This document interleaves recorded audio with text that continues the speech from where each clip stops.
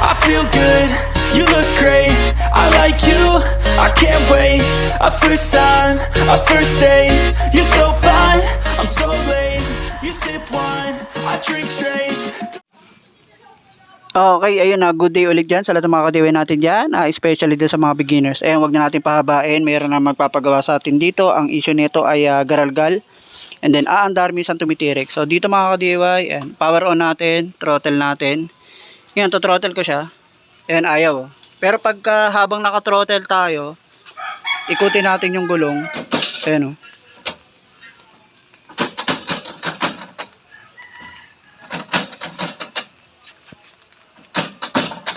Yun. Kung nakita nyo yung issue niya, vibrating, no? Minsan naman aandar siya ng konti, tapos mamamatay. Ngayon naman nagbabibrate or naggagaralgal mga kadiway. Una natin chinecheck dyan ay yung tinatawag nating hall sensor dito. Buksan ko lang yung sa mabilis. Ayan. Okay, dito agad tayo mga kadiway sa hall sensor niya. Lagyan na natin ang device. At ito yung device nilalagay natin. Tutusok ko lang na yung sa mabilis. At yan ay tusok na natin. Ito yun, yung para sa hall sensor. Makita natin yan, may tatlong ilaw yan mga kadiway. Ayan. Ngayon, ikutin natin yung gulong. Dito ikutin natin yung gulong. Tingnan natin kung iilaw yung tatlo. Yung mga kadiway, pansin nyo, sira yung hall sensor niya. Ayan o.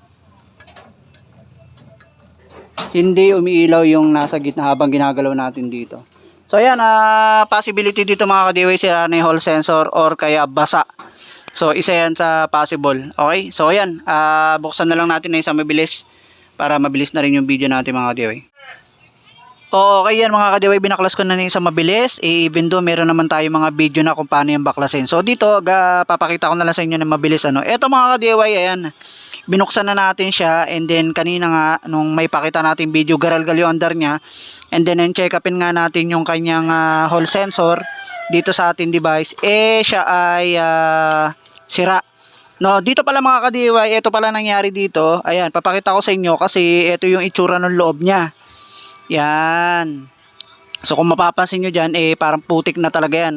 Medyo may kasamang tubig na rin yan, tsaka lupa.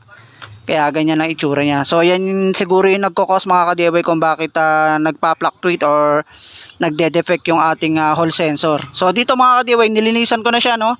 Ang ginamit ko lang panlinis ay gaas. And then dito mga kadiway, no, ikakabit ko lang na mabilis yung ating device. Kasi akala ko papalitan ko na tong hall sensor. Tingin ko hindi ko pa siya papalitan kasi pag pinalitan natin yan mahal. So ilagay ko lang tong ating device mga ka-DIY. At ayan, naikabit na natin yung device natin mga ka-DIY. Ito yung ating mga ilaw ay maliliit. And then titignan natin kung nag-okay na siya.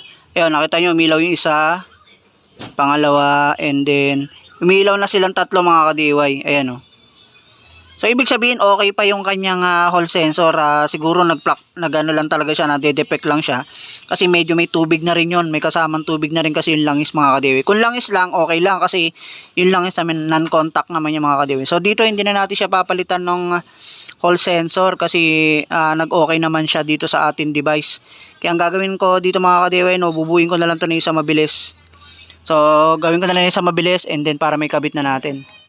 Okay mga kadiwi, no, nabuo na natin ng isang mabilis. Ayan, makita natin yung ilaw, tatlo, ikutin ko. Ayan. Okay na yung laro ng kanyang ilaw dito mga kadiwi. So ibig sabihin nag-okay na yung kanyang hall sensor. Kakabit ko na lang ng isang mabilis. At yan na nga, naikabit na natin ng isang mabilisan. Ayan. Coding okay na yung mga kadiwi. Sinaksak na natin. Power on. And then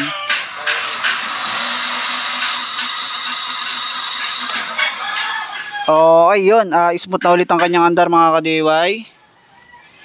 At yun, ganun lang mga ka-DIY. Sakaling may makuha kayo idea, ganun lang yung gawin ninyo. Okay, yun, sa mabilisan lang. Maraming salamat sa panonood. Thank you, thank you.